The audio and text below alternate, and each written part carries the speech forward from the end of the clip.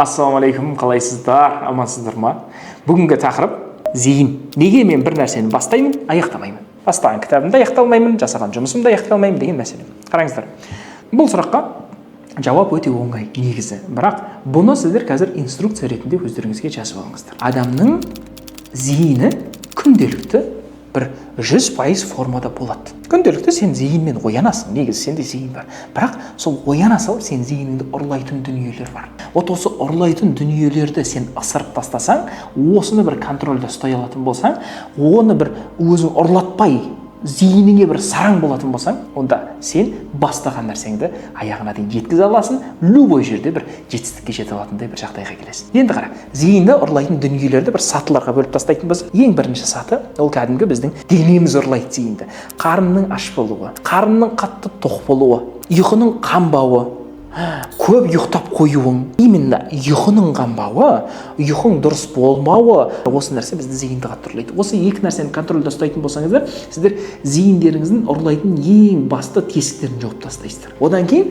екінші сатыда тағы бір үлкен бір саты бар, зейінді ұрлайтын, ол біздің психикада болатын дүние. Бұл жерде біздің зейінді ұрлайтын нәрсе бітпей қалған істер. Машалла, міне осы дүние, негізі мен барлық нәрсені осыған әкеп тірегім келді да. Көп нәрсемен миларыңызды ашқым келмейді, бұл менің 5 сағаттық семинарым ғой. Бірақ именно осы нәрсені жасасаңыздар, сіздер зейіннің бойларыңызға энергияның қайтып келген кәдімгідей сезесіздер. Ол не? Бітпей қалған істер. Дәл қазір аласыздар да, жауап берілмей қалған сообщениялардың бәріне жауап беріп тастайсыздар. Біреуге ренжіп жатқан болатын болсаңыздар, тырысып жатқан болатын болсаңыздар, соған звондап, сол сұрақты шешіп тастайсыздар. Біреуге барам деп айтып қойып, бірақ екі ойлы болып жүретін болсаңыздар, барасыз, болмаса бармайсыз. Сол нәрсені шешіп тастайсыздар. Барлық нәрсені я жоққа дейін нақтылап тастайсыздар. Мүмкін болып қалу керек еді ғой, мына кітапты оқу керек еді ғой демейсіздер. Оқымайсың ба кітапты? Оқымаймын деп айт. Оқымаймын деп айтуда циклды бітіру, циклды аяқтау және зейінді қайтару, ұрланған зейінді қайтару болып саналады. Оқымаймын деп айта сал кітапты. Ақыры оқымайсың, онда оқымайтын болсаң, оқымаймын деп айтса. Бүйтіп демалысқа бару керек еді. Демалыстың уақыты жоқ па дегенде қазір, онда демалма. Болды, демалысқа бару керек еді деген ойды алып таста. Қазір мен мынанша уақыт жұмыс істеймін, мынанша уақыт демалмаймын. Ұрланған зейіннің барлығын бүйтіп қайтарып алу керек адам өзіне. Сонда біз майдан нәрселерден бастаймыз.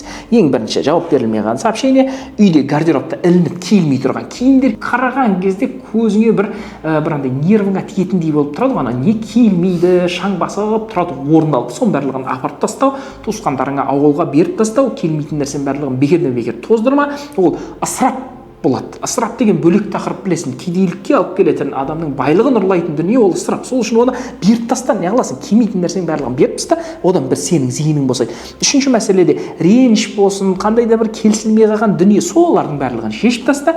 Ренжіген болатын болсаң, я Раббым, мен кешірдім деді, аумин деп кешіріп таста.